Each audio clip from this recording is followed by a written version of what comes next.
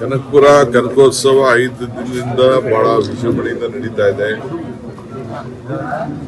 ಎಷ್ಟು ಸಾವಿರ ಜನ ಪ್ರತಿ ಕಾರ್ಯಕ್ರಮದಲ್ಲೂ ವೀಕ್ಷಣೆ ಮಾಡಿದೆ ನನಗೆ ನಿಮ್ಮ ಕ್ಯಾಮ್ರಾಗಳೇ ಸಾಕ್ಷಿ. ನಿಮ್ಮ ಕಣ್ಣು, ನಿಮ್ಮ ಕ್ಯಾಮ್ರಾ. ನಾವು ಬಿಡಿ, ನಾವೇನು ಹೇಳಿದ್ರು ಅರ್ಥ ಆಗುದಿಲ್ಲ. ಈ ಕನಕಪುರದ ಉತ್ಸವ ಕಳೆದ 15 ವರ್ಷದಿಂದ ನಾನು ನಡೆಸ್ಕೊಂಡು ಬರ್ತಾ ಇದ್ದೀನಿ. ನನ್ನ ತಮ್ಮ ಗೋಡಹಳ್ಳಿನೇ ಮಾಡ್ತಾ ಇದ್ದಾರೆ. ಸೊ ನನ್ನ ಕನಕಪುರ ಕ್ಷೇತ್ರ ಇದು ಬಂದ ಮೇಲೆ ಕನಕಪುರ ಕ್ಷೇತ್ರ ನನಗೆ ಸೇರಿದ ಮೇಲೆ ಕನಕಪುರದಲ್ಲಿ ಇದನ್ನು ನಾವು ಪ್ರಾರಂಭ ಮಾಡಿದ್ದೇವೆ. ಚಿಕ್ಕ ಮಕ್ಕಳು, ಬಹುಶಃ ಸಾವಿರಾರು ಜನ ಮಕ್ಕಳು ಫ್ಯಾಷನ್ ಶೋನಲ್ಲಿ ಕರ್ಕೊಂಡು ಬಂದು ಆ ಮಕ್ಕಳು ತಂದೆ ತಾಯಿದಿರು ಕರ್ಕೊಂಡ್ಬಂದು ಅವರಿಗೆ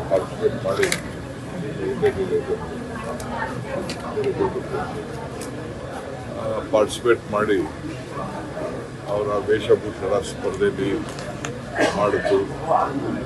ಆ ಚಿಕ್ಕ ಮಕ್ಕಳು ಸುಮಾರು 16,000 ಜನ ಚಿತ್ರ ಬಿಡಿಸಿದ್ದು.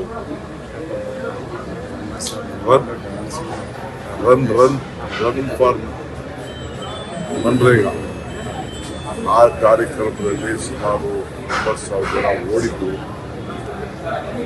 ಈ ರೀತಿ ಅನೇಕ ಕ್ರೀಡಾ ಚಟುವಟಿಕೆಗಳಲ್ಲಿ ಒಂದು 30,000-35,000 ಜನ ಯುವಕರು ಹೊಸದಾಗಿ ಪಾರ್ಟಿಸಿಪೇಟ್ ಮಾಡಿದ್ದು ತಾವೆಲ್ಲ ಗಮನಿಸಿದ್ದೀವಿ. ಸೊ ಎಲ್ಲ ಇದೊಂದು ವಿಭಿನ್ನವಾದಂಥ ರಾಜ್ಯಕ್ಕೆ ಇಂಥ ವಿಚಾರಗಳನ್ನು ಸಾಮಾಜಿಕವಾಗಿ, ಶೈಕ್ಷಣಿಕವಾಗಿ, ಸಾಂಸ್ಕೃತಿಕವಾಗಿ ಗ್ರಾಮೀಣ ಪ್ರದೇಶದ ನಮ್ಮ ಮಕ್ಕಳನ್ನ ಪರಿಚಯ ಮಾಡೋಂಥ ವ್ಯವಸ್ಥೆನ ನಾವು ಮಾಡಿದ್ದೇವೆ. 8,700 ಜನ ವಿದ್ಯಾರ್ಥಿಗಳಿಗೆ ನಾವು ಸನ್ಮಾನ ಮಾಡ್ತೇವೆ. ಆ ಸನ್ಮಾನ ತಾವೆಲ್ಲ ಗಮನಿಸಿದ್ರಿ. ಪ್ರತಿಭೆಗಳು, ನಾನು ಎಷ್ಟೋ ಜನ ಮಕ್ಕಳ ಹತ್ರ ಮಾತಾಡಿದೆ. 80%, 85%, 90% ಎಲ್ಲ ಆಯಿತು. ಸೊ ಹೆಣ್ಮಕ್ಳೇ ಜಾಸ್ತಿ ಕಂಡೆ ನಾನು. ಸೊ ಅಲ್ಲಿಷ್ಟು ಕೂಡ ಎಷ್ಟೆಷ್ಟಿತ್ತು ಅಂತ ಸದ್ಯದಲ್ಲೇ ಬಿಡುಗಡೆ ಕೂಡ ನಾವು ಮಾಡಿದ್ದೇವೆ. ಸೊ ನಾವು ಪ್ರೋತ್ಸಾಹ ಕೊಡಬೇಕು ಅಂತ ಇಂಥ ಕಾರ್ಯಕ್ರಮವನ್ನು ಮಾಡಿದ್ದೇವೆ. ನಾನು ಎಲ್ಲ ಫ್ರೀ ಇದ್ದಾಗ ಅಸೆಂಬ್ಲಿ ನಡೀತಾ ಇತ್ತು. ಇಲ್ಲಾಂದರೆ ಭಾಳ ಜನ ಮಿನಿಸ್ಟರ್ಸ್ನ, MLAಸ್ನೆಲ್ಲ ಇನ್ವೈಟ್ ಮಾಡಿದ್ರು. ಎಷ್ಟು ಜನರಲ್ ಆಗಿ ಫ್ರೀ ಆಗಿದ್ರು ಬನ್ನಿ ಅಂತ ಹೇಳಿದ್ದೆ. ಇವರೆಲ್ಲ ಬಂದು ಹೋಗಿದ್ದಾರೆ. ಬಂದು ನೋಡಿ ಭಾಳ ಖುಷಿ ಪಟ್ಟಿದ್ದಾರೆ. ಒಳ್ಳೊಳ್ಳೆ ಕಾನ್ಸೆಪ್ಟ್ ಮಾಡಿದ್ದೀರಿ ಅಂತ ಸಂತೋಷ ಪಟ್ಟಿದ್ದಾರೆ. ಸೊ ಇವತ್ತು ಕೂಡ ಫೈನಲ್ ಕಾರ್ಯಕ್ರಮ ಇದೆ. ಈಗ ರಂಗೋಲೆದು ಮತ್ತು ಮೆಹಂದಿ ಕಾರ್ಯಕ್ರಮ, ಕುಸ್ತಿ ಕಾರ್ಯಕ್ರಮ ಎಲ್ಲ ನಡೀತಾ ಇದೆ. ಸರ್, ಒಂದು ಚರ್ಚೆ ಆಗ್ತಿದೆ ಸರ್, ಈ ಒಂದು ಕನಕೋತ್ಸವ ರಾಜ್ಯ ಮಟ್ಟದಲ್ಲ, ಅದು ತಮ್ಮ ಸಹೋದ್ಯೋಗಿಗಳೆಲ್ಲ, ಶಾಸಕಾಂಗ ಪಕ್ಷದ ಸಹೋದ್ಯೋಗಿಗಳೆಲ್ಲ ಬಂದಂಥ ಸಂದರ್ಭದಲ್ಲೂ ಕೂಡ ರಾಜ್ಯ ಮಟ್ಟದಲ್ಲೂ ಕೂಡ ಈ ರೀತಿ ಆದರೆ ಗ್ರಾಮೀಣ ಪ್ರತಿಭೆಗಳು ಹೊರಬರೋಕ್ಕೆ ಸಾಧ್ಯ ಆಗುತ್ತೆ ಅನ್ನೋದು ನನ್ನ ಉದ್ದೇಶನೇ. ನಮ್ಮ ಹಳ್ಳಿ ಮಕ್ಕಳ ಪ್ರತಿಭೆ ಈಚೆ ಬರಬೇಕು ಅಂತ. ಈಗ ನೋಡಿ, ರಂಗೋಲಿ ಸ್ಪರ್ಧೆ ನಾವು ರಾಜಕಾರಣ ಇಲ್ಲಿ ಮಾಡ್ತಾ ಇಲ್ಲ. ಒಂದು ಹೆಣ್ಮಗು ನೇಗ್ಲಲ್ಲ ತೆನೆ ಅಂತ ಮಹಿಳೆ ಚಿತ್ರ ಬರ್ತಿತ್ತು. ಚಿತ್ರ ಚೆನ್ನಾಗಿತ್ತು. ನಾವು ಆ ಹೆಣ್ಮಗಳಿಗೂ ಪ್ರೈಸ್ ಸಿಕ್ಕಿದೆ. ನಾವು ಯಾವುದೋ ಈ ಪ್ರೈಸ್ ಕೊಡೋದಕ್ಕೆ ನಾವು ಪಾರ್ಟಿಸಿಪೇಟ್ ಮಾಡಲಿಲ್ಲ. ನಾವು 5 ಗ್ಯಾರಂಟಿ ಮನೆಗೊಂದು ರಂಗೋಲಿ, ಮನೆಗೆ 5 ಗ್ಯಾರಂಟಿ ಮನೆಗೊಂದು ರಂಗೋಲಿ ಅಂತೇಳಿ ಕಾನ್ಸೆಪ್ಟ್ ಕೊಟ್ಟಿದ್ದು. ಮೇಕೆದಾಟು ಕಾನ್ಸೆಪ್ಟ್ ಕೊಟ್ಟಿದ್ದು. ಬೇರೆ ಏನು ಬೇಕಾದ್ರೂ ಬರೀರಿ ಅಂತ ಹೇಳಿದ್ದು. ಸೊ ನಾವು ಇದ್ರಲ್ಲಿ ರಾಜಕಾರಣ ಮಾಡೋದೇನು. ಎಲ್ಲರೂ ಇಲ್ಲಿ ನಮ್ಮ ಮೇಲೆ ಪ್ರೀತಿ ಇಟ್ಕೊಂಡಿದ್ದಾರೆ, ವಿಶ್ವಾಸ ಇಟ್ಕೊಂಡು, ನಂಬಿಕೆ ಇಟ್ಕೊಂಡಿದ್ದಾರೆ. ಸೊ ಆ ದೃಷ್ಟಿನೇ ನಾವು ಕೆಲಸ ಮಾಡ್ಕೊಂಡು ನಾವು ಸರ್, ಈಗ ಸೆಂಟ್ರಲ್ ಬಜೆಟ್ ಕೂಡ ಮಂಡನೆ. ಸೆಂಟ್ರಲ್ ಬಜೆಟ್ಟು ನಮ್ಮ ರಾಜ್ಯಕ್ಕೆ ಏನು ಅನುಕೂಲ ಆಗಿಲ್ಲ. ನಾನು ಇಷ್ಟೊತ್ತು ಗಮನಿಸ್ತಾ ಇದೆ. ಈಗ ನಾವು ಹೊಸದಾಗಿ ಒಂದು ಯೋಜನೆಗೆ ಮಹಾತ್ಮ ಗಾಂಧಿ ಇದ್ದಾರೆ. ಈಗ ನಮ್ಮ ಉದ್ದೇಶ, ಈಗ ನಾವು ಮನ್ರೇಗಾ ಹೆಸರಲ್ಲಿ ರನ್ ಓಡಿಸಿದ್ವಿ, ಮ್ಯಾರಥಾನ್ ಓಡಿಸಿದ್ವಿ. ದೇಶದಲ್ಲಿ ಎಲ್ಲೂ ಓಡಿಸಿಲ್ಲ. ಪಾದಯಾತ್ರೆ ಇಟ್ಕೊಳ್ತೀವಿ ಒಂದಿನ. ಮ್ಯಾರಥಾನ್ ನಮ್ಮ ಕ್ಷೇತ್ರದಲ್ಲೇ ನಾವು ಮಾಡಿದ್ದೀವಿ. ನೀವು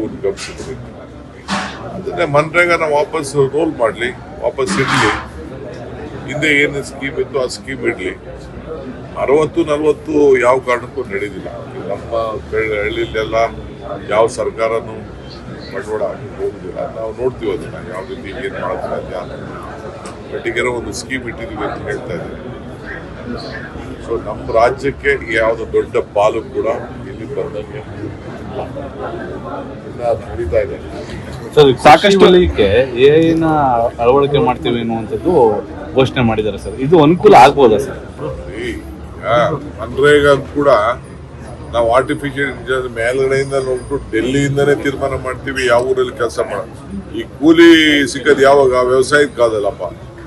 ವ್ಯವಸಾಯದ ಕಾಲದಲ್ಲಿ ಕೂಲಿ ಕೊಡಕ್ಕೆ ಏನ್ ತೊಂದ್ರೆ ಅವ್ರಿಗೆ? ನಾವು ಅವ್ರ ಜಮೀನೆಲ್ಲ ಅವ್ರು ಮಾಡ್ಕೊಳಕ್ಕೆ ಹೇಳ್ತಾ ಇದ್ರು. ಈಗ ಕಾಂಟ್ರಾಕ್ಟರ್ ಕೆಳಗಡೆ ನೀವು ಮಾಡಿ ಅಂತ ಹೇಳ್ತಾರೆ. ಕಾಂಟ್ರಾಕ್ಟರ್ ಕೆಳಗೆ ಯಾರು ಮಾಡಕ್ ಹೋಗ್ತಾರೆ? ಸೊ ಆರ್ಟಿಫಿಷಿಯಲ್ ಇಂಟೆಲಿಜೆನ್ಸ್ ಇಂದ ವ್ಯವಸಾಯಕ್ಕೆ ತಂತ್ರಜ್ಞಾನ ಇದೆ, ನಾನು ಇಲ್ಲ ಅಂತ ನಾನು ಹೇಳುದಿಲ್ಲ. ಈಗ ತಳಿಗಳು ಮಾಡ್ಬೇಕಾದ್ರೆ ಬೇಕಾದಷ್ಟು ಕೋಳಿ ತಳಿ, ಬೇರೆ ಬೇರೆ ತಳಿ ಮಾಡ್ಬೇಕಾದ್ರೆ ಬೇಕಾದಷ್ಟು ಹೊಸ ಟೆಕ್ನಾಲಜಿಗಳೆಲ್ಲ ಬಂದಿದೆ. ಸೊ ನಮಗೆ ರೈತರಿಗೆ ನಾವು ಈಗ ರೇಷ್ಮೆಗೆ ಇಲ್ಲಿ ಉತ್ತೇಜನ ಕೊಡಬೇಕು ಅಂತೇಳಿ ನಾವು ಯಾವ ಹೊರಟಾಗ ಈಗ ಹೊರಗಡೆಯಿಂದನೂ ಕೂಡ ನಮ್ಮ ಕನಕಪುರದಲ್ಲಿ ಎಷ್ಟು ಬೆಳೀತಾ ಇದ್ದಾರೆ ಅಷ್ಟೇ ಬೆಳೆ ಹೊರಗಡೆನೂ ಈಗ ಪ್ರಾರಂಭ ಆಗ್ತಾ ಇದೆ.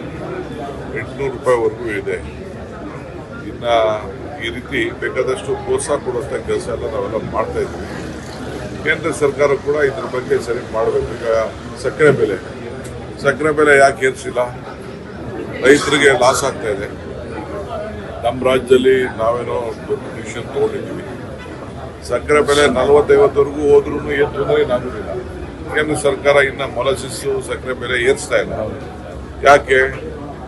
ಮಹಾರಾಷ್ಟ್ರದಲ್ಲೆಲ್ಲ ಕಾಂಗ್ರೆಸ್ ಅವರು ಇಟ್ಕೊಂಡವ್ರು ಇದ್ದಾರೆ. ಯಾವ ಕಾಂಗ್ರೆಸ್ ಇರೋರಿಗೆಲ್ಲ ಈಗೆಲ್ಲ ಎಲ್ಲ ಕೋಆಪರೇಟಿವ್ ಸೆಕ್ಟರ್ ಕೆಲಸ ಮಾಡ್ತಾ ಇದ್ದಾರೆ. ಇವೇನಾದ್ರು ಸಕ್ಕರೆ ಬೆಲೆ ಏರಿಸಿಲ್ಲ ಅಂದರೆ ಇರೋ ಕೋಆಪರೇಟಿವ್ ಫ್ಯಾಕ್ಟ್ರಿಗಳೆಲ್ಲ ಮುಚ್ಚಬೇಕಾದಂಥ ಒಂದು ಪರಿಸ್ಥಿತಿ ಬರ್ತದೆ. ಹಂಗೆ ನಮ್ಮ ಭಾಗದಲ್ಲಿ ಸುಮಾರು ಒಂದು 5 ಜಿಲ್ಲೆಯಲ್ಲಿ ಶುಗರ್ಗೆ ಬೆಳೀತಾ ಇದೆ. ಎಲ್ಲ ಕಂಪ್ಲೀಟ್ ಲಾಸ್ ಆಗ್ತದೆ. ಸೊ ರೈತರಿಗೆ ಏನು ಸಹಾಯ ಮಾಡಿದ್ದಾರೆ? 8 ವರ್ಷ 9 ವರ್ಷ ಆಯಿತು ಸಕ್ಕರೆ ಬೆಲೆ ಏರಿಸಿ. ಇದೆಲ್ಲ ಕೇಂದ್ರ ಸರ್ಕಾರ ಮಾಡಬೇಕಾದ ಮತ್ತು ರೈತ ಬೆಳೆದಂಥ ಎಲ್ಲ ಬೆಲೆಗಳಿಗೆ MSP ಬೆಲೆಗಳಿಗೆ ಅವರೇ ಕಂಟ್ರೋಲ್ ಇಟ್ಕೊಂಡಿದ್ದಾರೆ. ಅದಕ್ಕೆ ಅವಕಾಶ ಮಾಡಿಕೊಡ್ಬೇಕು ಸರ್. ಸಾಕಷ್ಟು ನಿರೀಕ್ಷೆ ಇತ್ತು ಈ ಬಜೆಟ್ ಅಲ್ಲಿ. ಬೆಂಗಳೂರಿನ ಇಡೀ ವಿಶ್ವ ನೋಡ್ತಿತ್ತು. ಸೊ ಹೈ ಸ್ಪೀಡ್ ರೈಲ್ ಬಿಟ್ರೆ ಬೇರೆ ಏನು ಕೊಟ್ಟಿಲ್ಲ. ನಿರ್ಮಲಾ ಸೀತಾರಾಮನ್ ರಾಜ್ಯವನ್ನ ಪ್ರತಿನಿಧಿಸ್ತಾ ಇದ್ರು. ಯಾವ ಸ್ಪೀಡ್ ರೈಲು ಬರಲ್ಲ. ಈಗ ಇರೋದಕ್ಕೆ ಯಾವ ದುಡ್ಡು ಇಲ್ಲ. 50-50 ಆಗೋದಿಲ್ಲ. ಬೇಕಾದ್ರೆ 90-10 ಮಾಡಲಿ, ನಾವು 10% ನಾವು ಕೊಡ್ತೀವಿ. ಮಿಕ್ಕಿದೆಲ್ಲ ಸುಮ್ಮನೆ ಯಾವ ಕಾಲದಲ್ಲ ಈಗೆಲ್ಲ ಬೇರೆ ರಾಜ್ಯಗಳಿಗೆಲ್ಲ ಅವ್ರು ಮಾಡ್ಕೊಂಡಿಲ್ವಾ? ನಮ್ಮ ರಾಜ್ಯಕ್ಕೂ ಮಾಡಲಿ.